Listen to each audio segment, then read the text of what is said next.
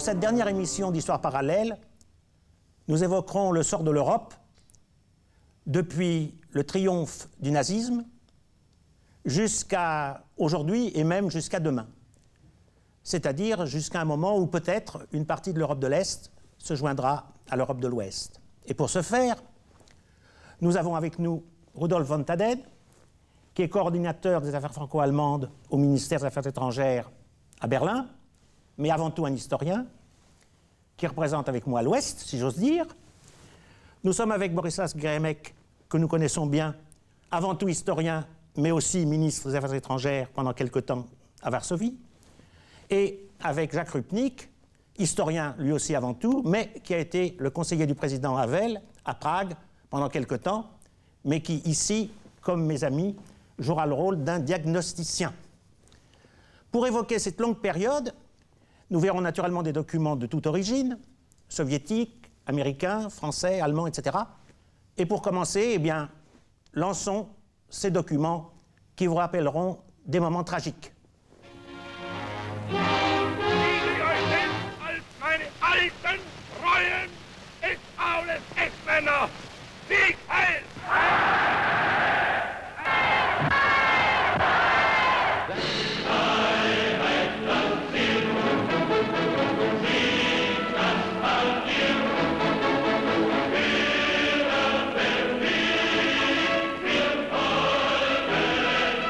Paris, das heiß ersehnte Ziel, ist erreicht. Das Herz und die Seele Frankreichs, Sitz großer Teile der französischen Rüstungsindustrie, der Geburtsort der Demokratie und des Liberalismus, ist in deutscher Hand und steht damit unter deutscher Ordnung. Nun rücken über dieselben Straßen deutsche Truppen in Paris ein.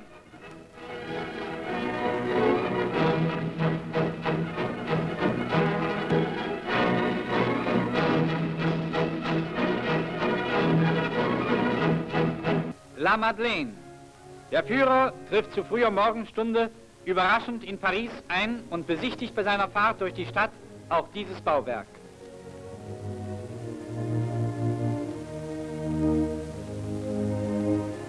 Place de la Concorde.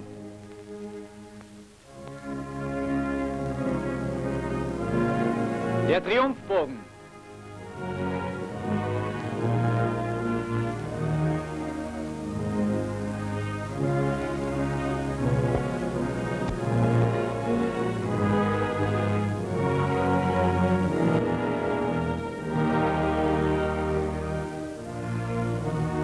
Trocadero.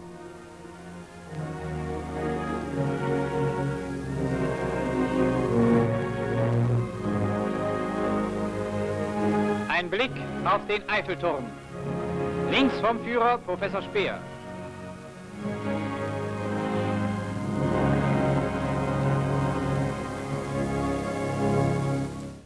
Rudolf von Taden, vous êtes né en 1932, donc à ce moment-là, vous aviez 8 ans.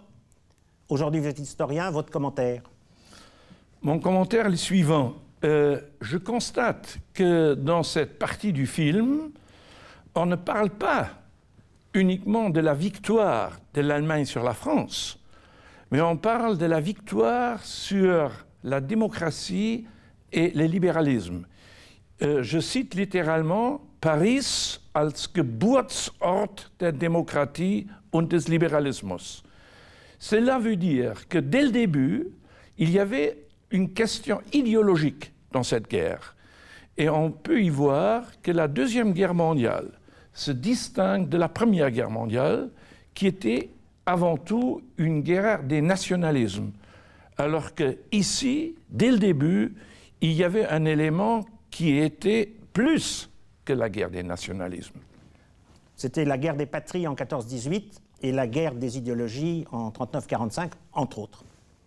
Bronislav, et vous, comment analysez-vous cette Deuxième Guerre mondiale et cette victoire de Hitler? D'abord, remarque d'un historien, cette guerre a commencé en septembre 1939 et elle a commencé en Pologne.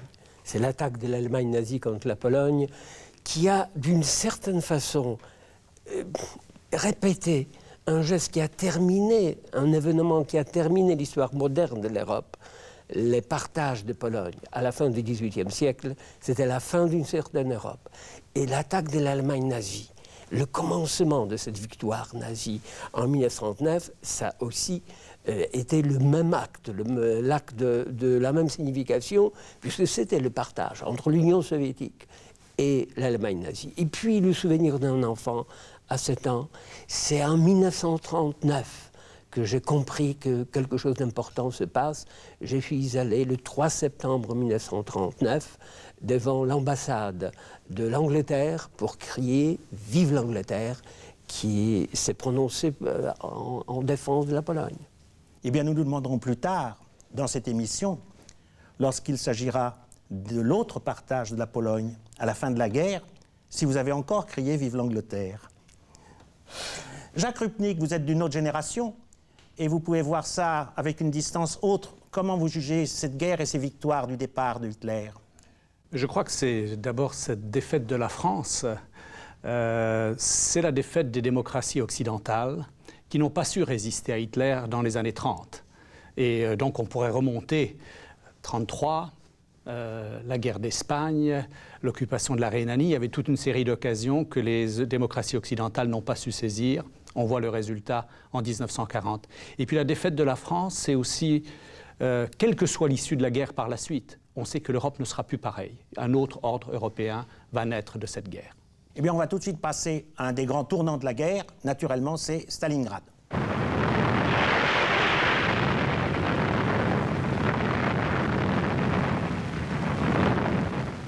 Так всюду под Сталинградом подступы к городу и Волге стали огромной могилой для сотен тысяч гитлеровских солдат и офицеров. Они сгниют в земле, которую хотели поработить.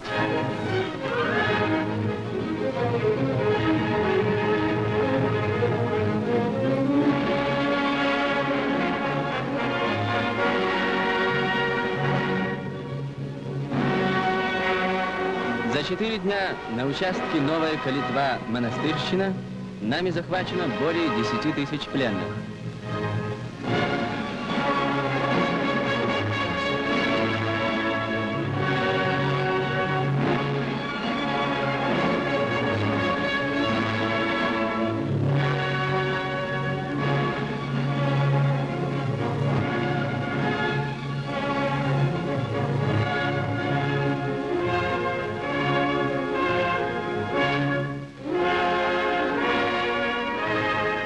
Bronisław Geremek, au moment de Stalingrad, il y a eu aussi juste après Katyn. Et on peut se demander quels étaient les sentiments des Polonais devant ce retournement qu'allait donner aux Russes l'avantage dans la guerre. En 1943, j'étais dans une petite ville au bord de la Vistule, à quelques 200 km de Varsovie. Et il y avait un réseau de résistance polonaise, de résistance nationale, de droite plutôt, que d'une autre orientation politique. Et il n'y a pas de doute qu'à cette époque-là, il n'y avait que les cris de joie. Stalingrad, c'était tout d'abord le commencement de la fin de l'Allemagne nazie et de l'occupation allemande. Le problème de Katyn, le problème des déportations massives des Polonais vers la Sibérie, des quelques 200 000 des Polonais qui ont été déportés en Union soviétique, tout cela, c'est devenu plus connu beaucoup plus tard. Donc, tout d'abord, c'était la joie. Il y a pour la première fois, dans cette marche vers la victoire de l'Allemagne nazie, il y avait une sorte de mur qui s'est dressé, c'était aussi l'espoir pour la Pologne. La même chose, je pense, Rupnik, en Tchécoslovaquie? Oui, certainement. Je pense que ça, c'est incontestablement le tournant de la guerre. Et on reprend espoir. Il y avait un terrible sentiment d'abattement. Une autre observation qui me vient, c'est la découverte par Hitler, ce que Napoléon avait découvert auparavant, c'est-à-dire l'immensité de l'espace russe et l'immense rigueur de l'hiver russe. Et que donc la percée de 1941 ne garantit nullement la victoire ensuite, et la capacité de Staline, surtout on le voit à Stalingrad et après, de transformer cette guerre en guerre patriotique et d'utiliser le nationalisme ensuite pour souder son régime, sauver son régime. et les Allemands, Rudolf von Taden? Qu'est-ce qu'a signifié pour eux Stalingrad? Pour les Allemands, c'était plus compliqué, parce qu'il fallait apprendre qu'il n'y aura la liberté qu'à travers la défaite de l'Allemagne. Et je me souviens que ma tante Elisabeth, qui a été exécutée en septembre 1944, nous avait dit, dans les mois qui suivaient Stalingrad, il n'y aura qu'une seule chance pour nous d'avoir la liberté, c'est de perdre la guerre. Et elle a pleuré. Mais votre tante et vous-même apparteniez à une famille anti-nazie. Et moi, ce que je voulais savoir, c'est si, pour la majorité des Allemands, Stalingrad a été un tournant ou non. Je crois qu'à cause de la réaction des nazis, ça a été un tournant. Parce que Goebbels, quelques semaines après, avait déclaré den totalen Krieg, la guerre totale, avec toutes les conséquences pour la population. C'est qu'à travers cette réaction des nazis que la population avait compris que quelque chose avait changé. Ah, c'est ça l'important. Mais on va voir qu'effectivement quelque chose a changé, et nous allons voir 2-3 événements qui vont suivre, et évidemment d'abord le débarquement. 6 o'clock, D-Day. Landing time for the first beachhead boats. This is it. Now Signal Corps cameras catch the full drama of the fateful hour. This is what you would have seen that D-Day morning. You're in a little boat. You are the gang you trained with. And this is it. Nazi bullets are whining all around. Heads down, someone is shouting. Head down. The crossfire makes you remember that. You're groggy, seasick, all the way over. In just seconds, you'll be in. The door will be open, and it's onto the beach. And may the bullets miss you. Here it comes.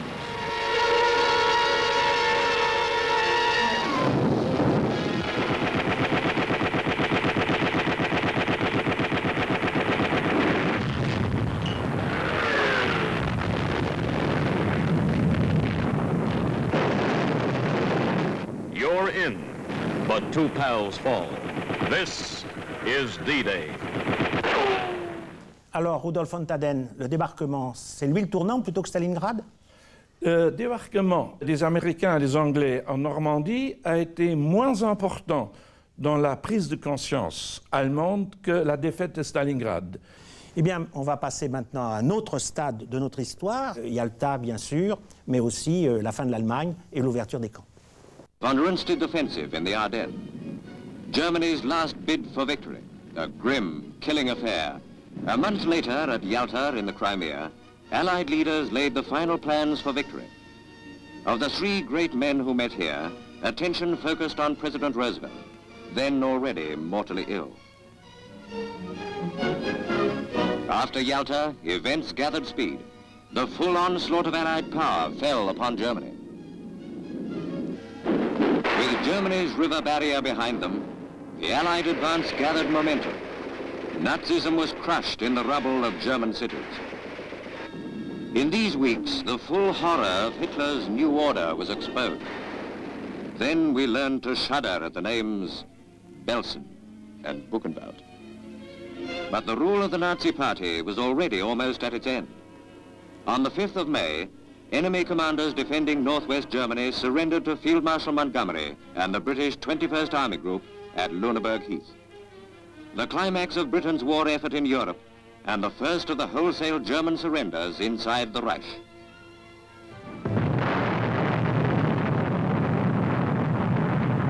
Bronisław Geremek, Yalta, c'est avant tout le sort de la Pologne. Marc Ferron, il faut que vous sachiez que vous employez un mot obscène. Parce que Yalta, dans le langage polonais, ça veut dire la trahison de l'Occident. C'est l'Europe de l'Est qui trahit la Pologne qui a été la première victime de l'Allemagne nazie. La Pologne aussi qui a eu un immense mouvement de résistance, où il n'y avait pas de collaboration. Tout cela, au moment de Yalta, semble être oublié par les puissances occidentales. Vous m'avez posé la question tout à l'heure sur mon attitude à l'égard de la Grande-Bretagne. Bien sûr, en 1939, j'aimais la Grande-Bretagne. Mais au moment de Yalta, même la jeunesse polonaise ne pouvait pas comprendre comment, parce qu'il y avait avant aussi un événement très important qui changeait tout. la Pologne s'attendait à obtenir la liberté nationale. L'insurrection de Varsovie dès 1944 était un immense mouvement de résistance contre l'Allemagne nazie, et tout cela était oublié à la table diplomatique, à la table où il y avait les dirigeants de l'Occident. Donc, si vous me posez la question Yalta, il n'y a pas de mot plus obscène du langage politique que Yalta. Et puis, c'est une immense déception pour l'historien. Vous prenez le document, vous prenez les comptes rendus de Yalta, c'est très bien. On propose les élections démocratiques, on promet que la Pologne aurait des élections démocratiques, et dans les élections démocratiques, le gouvernement qui sera élu sera respecté par tout le monde. Mais la réalité était tout à fait différente, et donc Yalta, ce n'est pas le document, mais c'est surtout une réalité où la volonté de l'Occident était imposée pour que le plan politique de l'Union soviétique soit réalisé. Et c'était au détriment de la Pologne et au détriment de l'Europe aussi. Et vous, Japrotnik, qu'est-ce que vous pensez de Yalta? Je pense qu'il y a sans doute il y a peut-être un mythe polonais sur Yalta, une réalité polonaise sur Yalta. Il y avait aussi le mythe favori du général de Gaulle. Yalta, c'était une conférence dont la France ne faisait pas partie, où le sort de l'Europe était décidé sans la France, etc. Donc il y avait aussi un mythe. C'est important, bien sûr. Et l'idée que, effectivement, le contraste entre la déclaration sur l'Europe libérée, où l'on proclame la démocratie, et la réalité, on fait du gouvernement de Lublin pro-communiste le noyau du futur gouvernement polonais. Et donc on livre la Pologne en quelque sorte aux communistes et à l'Union soviétique. Et donc la perception de la libération n'est pas la même partout en Europe. Pour des Polonais, ils passent d'une occupation à l'autre. La Tchécoslovaquie célèbre la libération, les Polonais sont amers. Les Slovaques, les Hongrois, les Croates aussi vivent la libération, la fin de la guerre, comme une défaite. Et donc il faut savoir que ce moment-là, Yalta, la fin de la guerre, sont vécus très différemment selon qu'on était du côté des vainqueurs ou des vaincus, ou alors, comme les Polonais, tragiquement, on est du côté des vainqueurs, mais en fait on se sent vaincu. Oui, c'est tout à fait vrai. Simplement, il faut faire un petit correctif à la Vulgate, qui croit que le partage Europe de l'Ouest, Europe de l'Est date de Yalta, alors qu'en fait, il était un peu antérieur. Et c'était Churchill à Moscou qui, avec Staline, avait partagé cette Europe en deux régions. Yalta a été une trahison, pour autant qu'on n'a pas respecté ses clauses, surtout. Et plus encore que la Pologne a perdu toute une partie de son territoire pour être déportée vers l'Ouest. Oui, mais surtout a perdu la liberté. Et surtout perdu la liberté. Eh bien, l'Europe maintenant donc, se construit sur de nouvelles bases après la fin de la guerre, et la guerre froide commence aussitôt ou presque. Très vite, deux blocs se constituent. Nous allons voir ces deux blocs, c'est-à-dire l'Alliance Atlantique d'un côté et les pays de l'Est également manipulés par Moscou, s'organiser autrement. Voyons l'OTAN face à l'Europe de l'Est qui s'organise maintenant. Les deux Europes sont en train de naître. The North Atlantic Treaty draws America and Canada and 6 European countries into a union for mutual defense against any aggressor. It is simultaneously announced by all of the participating countries. By its terms, an attack upon any member nation is an attack upon all.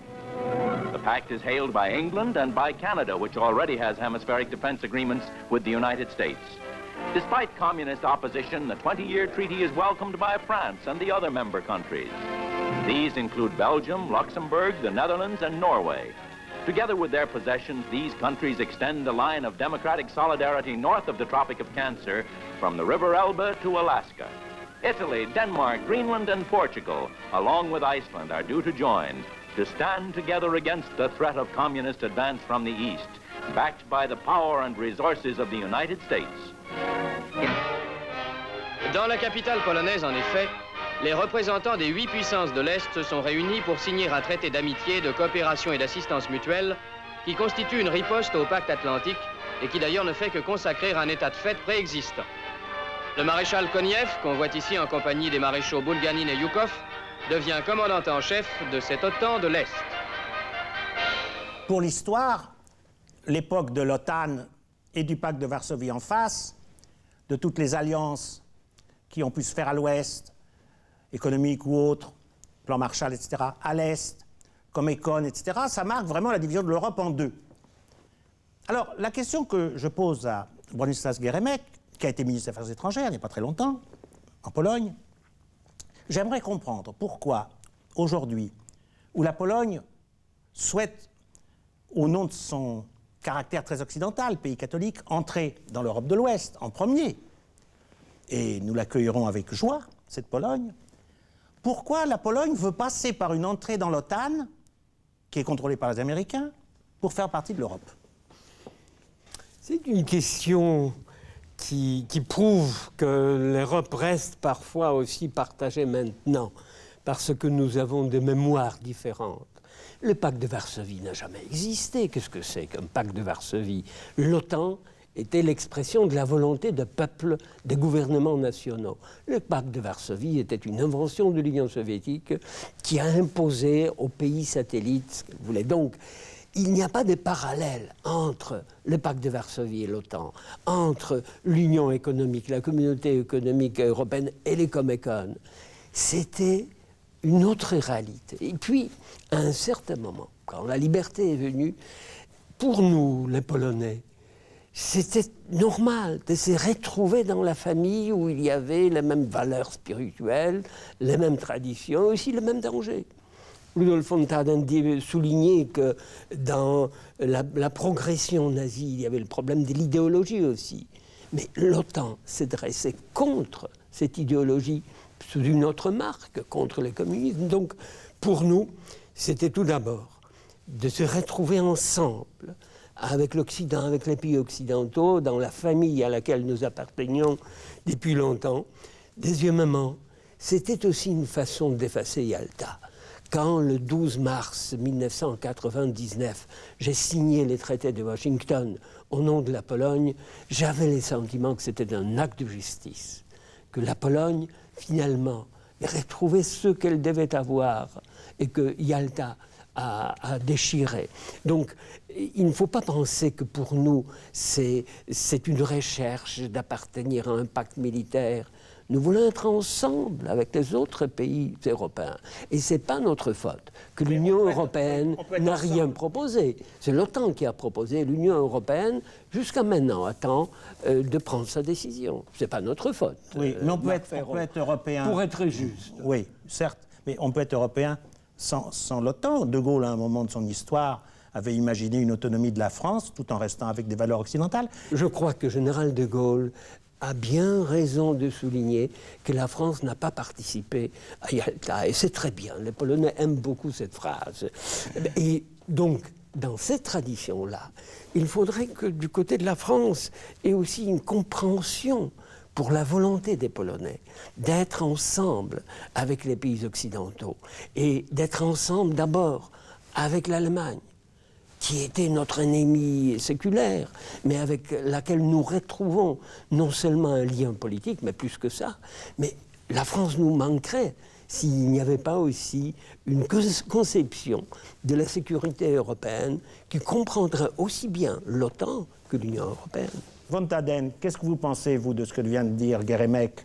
L'Allemagne est heureuse que la Pologne souhaite entrer dans l'OTAN, enfin participer à l'OTAN avant d'entrer en Europe? La réponse est simple. Je m'excuse, mais je dois dire un mot. Ce n'est pas la Pologne qui voulait être à l'OTAN avant l'Union européenne. C'est l'Union européenne qui a voulu nous proposer ensuite. L'OTAN a proposé, nous sommes membres de l'OTAN, on serait très heureux d'être membres de l'Union européenne avant d'adhérer à l'OTAN. Oui, ce qui veut dire, d'après ce que vous dites, que l'Europe, pour être plus européenne, fait passer la Pologne par l'OTAN. Non, mais ma réponse est simple. Dans ce contexte dont nous venons de parler, l'Allemagne est très proche de la Pologne. Je dirais, elle est presque, dans sa position politique, identique avec ce que vous dites. Et il y a, ce qui est curieux, ici, plutôt une différence entre l'Allemagne et la France. Les Allemands, dans leur très grande majorité, veulent la présence des Américains dans notre Europe. Je constate que dans tous les débats en Allemagne, on ne fait pas de différence entre l'Union européenne et l'appartenance à l'OTAN. Et c'est là où nous sommes très proches des Polonais, les Allemands ne veulent pas que les Américains se retirent de notre continent. Une phrase, ce que j'entends en Allemagne, c'est les Américains sont une puissance européenne, eine europäische Macht. Bien, on va voir maintenant, si vous voulez bien, comment l'Europe a en quelque sorte changé de figure. D'abord grâce aux forces intérieures qu'il y a pu y avoir dans les pays satellisés. Et plus tard, nous verrons la part que l'URSS, enfin l'URSS de Gorbatchev, a pris à cette libération de l'Europe. Donc voyons d'abord les grands moments que sont Budapest, Prague et Solidarność. 1956. La Hongrie hurle sa haine du régime et réclame la liberté.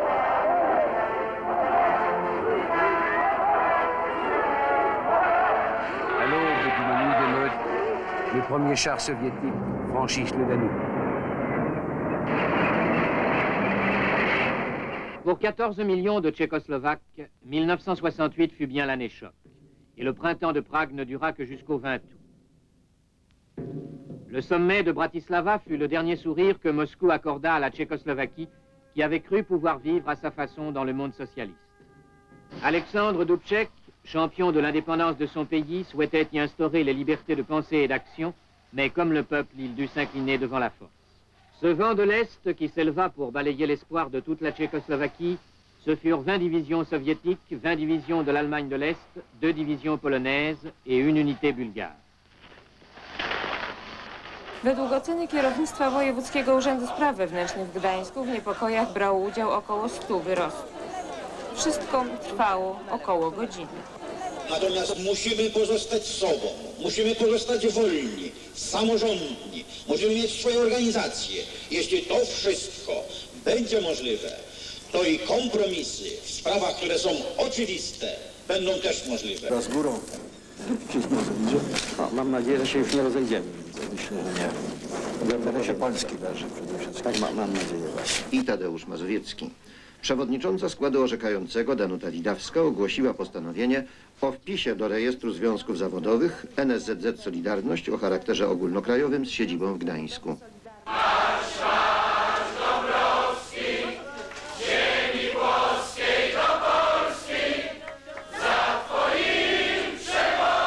Jacques Rupnik, expliquez-nous les différences essentielles entre d'abord Budapest, Prague et le mouvement Solidarność. Ce sont 3 tentatives de transformer, de changer, de renverser le système soviétique, mais 3 tentatives différentes.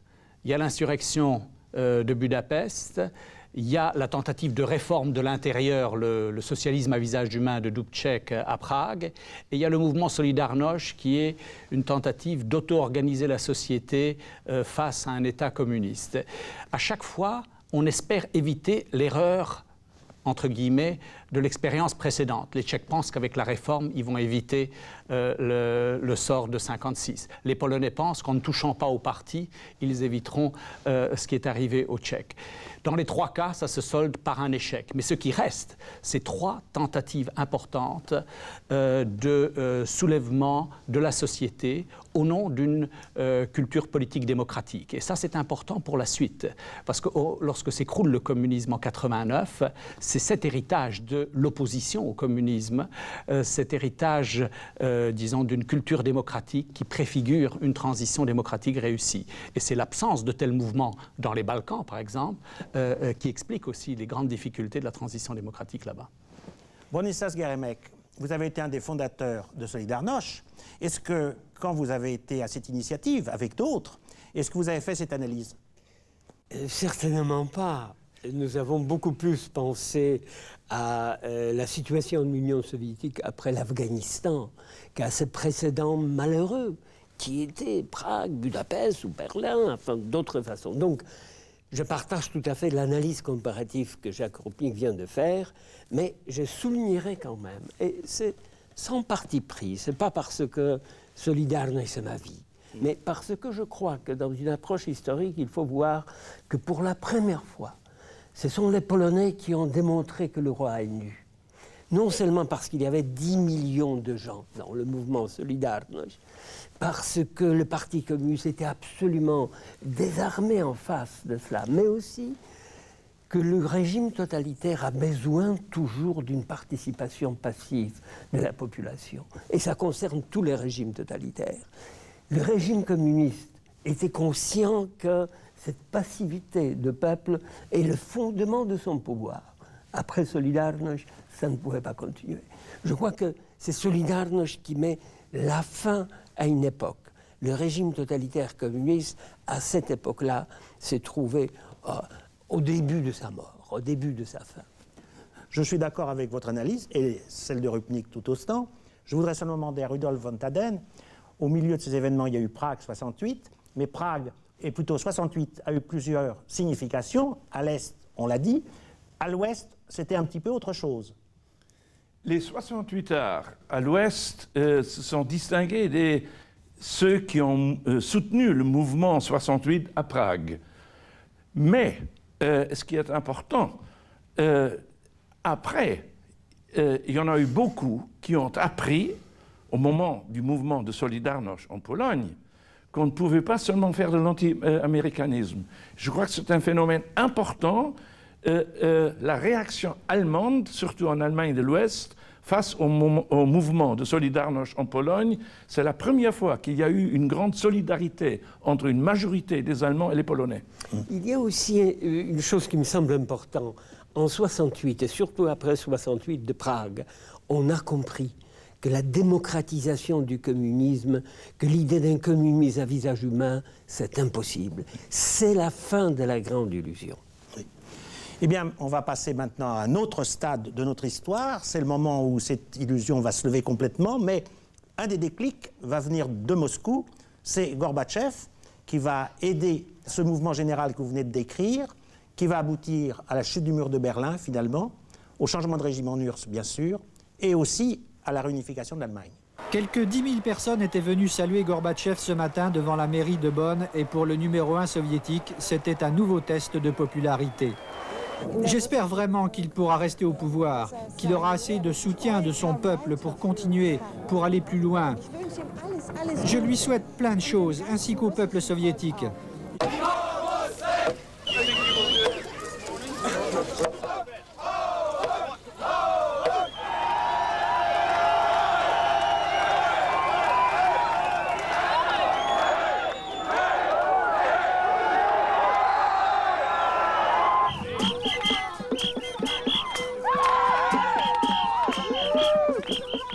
Avec Gorbatchev, le régime soviétique va s'effondrer pas à pas, pan à pan. Et comme il a laissé en quelque sorte les pays de l'Est suivre leur destin, nous, à l'Ouest, avons applaudi à cette libéralisation.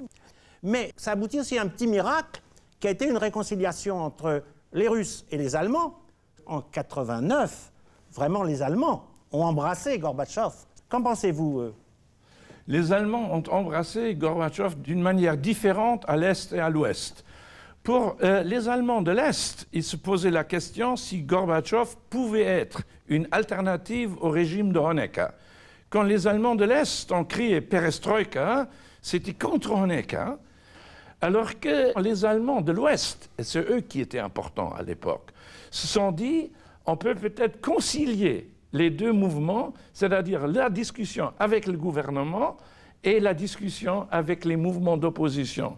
Et finalement, pour être honnête, ils n'étaient pas vraiment préparés à la chute du mur parce que toutes les théories qu'ils avaient eues avant, théories mauvaises ou bonnes, ne correspondaient pas à la réalité du 9 novembre 89.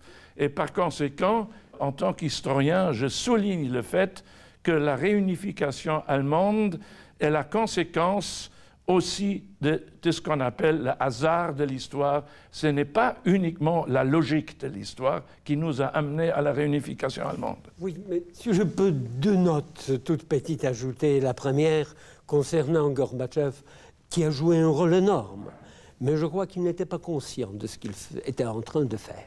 Je crois que c'est la réalité qu'il a dépassée. C'est la première remarque. Et la deuxième, je crois qu'il faut voir l'histoire comparée de Gorbatchev et de Solidarność dans notre image de la fin du communisme. Qu'est-ce que Gorbatchev faisait? Il a créé une politique qui concernait les élites, mais qui n'était pas du tout suivie par l'opinion publique de l'Union soviétique, par le peuple, les peuples de l'Union soviétique, à commencer par la chute du mur de Berlin, par le nouveau rapport avec l'Allemagne. Ça ne concernait pas le niveau de masse, le niveau populaire. Solidarność, par contre, elle a préparé ce changement de 1989 parce que c'était un mouvement populaire, un mouvement de peuple, un mouvement qui concernait le peuple entier. C'était un mouvement d'en bas. Gorbatchev, c'était d'en haut et c'était une couche superficielle. Le résultat, c'est que la Pologne pouvait commencer son processus de transformation dans la joie de la liberté retrouvée et les Russes dans la tristesse de l'Empire qu'ils ont perdu. Tout à fait juste. Eh bien, pour terminer, nous allons voir l'Europe se développer, se construire, penser à s'élargir. Maastricht en est une étape. Et avant de parler d'élargissement, vous ferez votre diagnostic sur cette nouvelle étape, si vous voulez bien.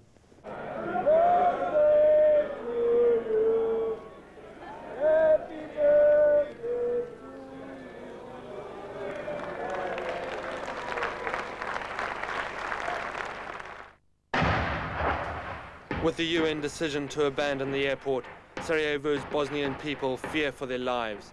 Already the Serbs have captured over 60% of Bosnia-Herzegovina. Forced to huddle in doorways, people worry this vicious war has a long way to go. Unless the international community enters Bosnia more forcefully, they worry their country will soon be in Serb hands. Rudolf von Taden, vous êtes bien au courant, et pour cause, de la façon dont la politique de l'Allemagne est menée actuellement, puisque vous êtes un des conseillers diplomatiques du régime actuel. Comment voit-on l'avenir depuis Maastricht jusqu'aux propositions de Fischer sur le futur de l'Europe? La réponse est simple. Les Allemands, après Maastricht, et déjà à Maastricht, avaient souligné la nécessité d'une construction politique de l'Europe. Ils ne voulaient pas s'arrêter à une structure économique de l'Europe. Et que ce soit Kohl, que ce soit Fischer, que ce soit Schröder, que ce soit Rau, ils sont tous unanimes à dire qu'il faut une structure politique parce que l'Europe, enfin je le cite, ne peut pas être uniquement l'Europe du commerce et des industries. La différence, c'est que Fischer, pour des raisons qui rejoignent son parti, insiste davantage que Schröder sur la nécessité du respect pour les États-nations, parce que les Verts avaient perdu le sens de la nécessité des États-nations, alors que Schröder n'est pas obligé de le faire, puisque le mouvement ouvrier, tant qu'il existe, n'est-ce pas, n'a jamais rejeté la nécessité des États-nations. C'est toute la différence. Qu'en pensez-vous, Jacques Rupnik? Je pense effectivement qu'il y avait cette volonté politique d'approfondir l'Europe au lendemain de la fin de la guerre froide. C'était la première réponse. Et elle peut se comprendre pour ceux qui avaient construit pendant 40 ans un projet européen et qui voulaient en quelque sorte le consolider face à ce qui se passait à l'Est. Or, on a vu quand même qu'on peut se poser la question, est-ce que c'était la bonne réponse ou est-ce que ça a été la réponse adéquate dans tous les cas? Certainement, on a vu à l'œuvre une autre logique dans le reste de l'Europe, particulièrement dans les Balkans, une logique non pas d'intégration mais de fragmentation. Et donc nous avons deux pôles là, la logique de Maastricht, l'intégration approfondie, monnaie commune, volonté politique commune, on parle de constitution commune, et de l'autre côté, la fragmentation, la purification ethnique, et disons l'illusion de vouloir construire l'Europe intégrée à l'Ouest sans avoir de réponse par rapport aux défis de l'Est. Comment croire à l'Europe de Maastricht alors qu'une certaine idée de l'Europe était en train de disparaître à Sarajevo. Et donc, ce qui s'est passé au cours de la dernière décennie, je crois, c'est un apprentissage qu'on ne pouvait pas faire une Europe fermée, que l'Europe de Maastricht devait apporter une réponse à ce qui se passait à Sarajevo. C'est ce que nous on a vu en particulier avec l'intervention au Kosovo, c'est ce que l'on voit aujourd'hui avec Milosevic en prison, c'est ce que l'on voit aussi avec l'émergence d'une force militaire européenne capable d'intervenir dans ces cas-là, et l'idée donc d'introduire, d'élargir l'Europe vers l'Europe centrale, vers ceux qui ont consolidé la démocratie, ou l'idée que l'Europe soit capable d'intervenir là où une certaine idée des valeurs européennes est menacée. Bronisław Geremek, vous avez le dernier mot. Est-ce que vous espérez que bientôt la Pologne donc entrera, ou d'autres? J'en suis certain. Et je crois que c'est très important. Je crois même, et je suis heureux que je peux le répéter après Joschka Fischer, que l'élargissement est un acte refondateur de l'Union européenne. C'est une expression qui va loin. Je crois en effet que maintenant il faut oublier les petites craintes égoïstes, qu'il faudra payer un tout petit peu pour le fonds de solidarité. C'est beau la solidarité, il vaut mieux payer pour cela que pour la guerre ou pour l'appareil militaire. Donc il faudrait voir maintenant dans l'élargissement une merveilleuse façon d'organiser l'Europe comme partenaire global dans l'économie internationale, d'organiser l'Europe comme partenaire politique important dans le monde. Et il ne faut pas penser que nos pays qui sont plus encore attachés à cette tradition nationale, à l'identité nationale et aussi à une certaine tradition de l'État-nation, que nous sommes contre l'approfondissement de l'Union. Nous ne voulons pas une nouvelle société des nations. Nous voulons l'Union européenne forte, bien intégrée. Et nous pensons que c'est tout à fait possible quand on respecte aussi les identités nationales et la réalité politique de maintenant, qui est l'État-nation. Donc la communauté des États-nations, l'Union européenne a tout un avenir devant elle. Venant de votre passé, Bronisław Geremek, on peut vous faire confiance. Merci. En tous les cas, je remercie ces trois participants d'aujourd'hui que nous connaissons bien, Rudolf von Taden, Jacques Rupnik, Bronisław Geremek, d'être avec nous pour cette dernière émission. Évidemment, c'est pour vous dire au revoir et pour remercier, bien sûr, tous ceux qui ont collaboré à Histoire Parallèle, les techniciens ici présents, les documentalistes qui nous ont trouvé ces merveilleux documents depuis 12 ans, et puis, bien sûr, le réalisateur, et encore plus, Louisette Neil, productrice, qui a eu l'idée de cette émission qui dure maintenant depuis 12 ans et dont c'est aujourd'hui le dernier anniversaire. Au revoir.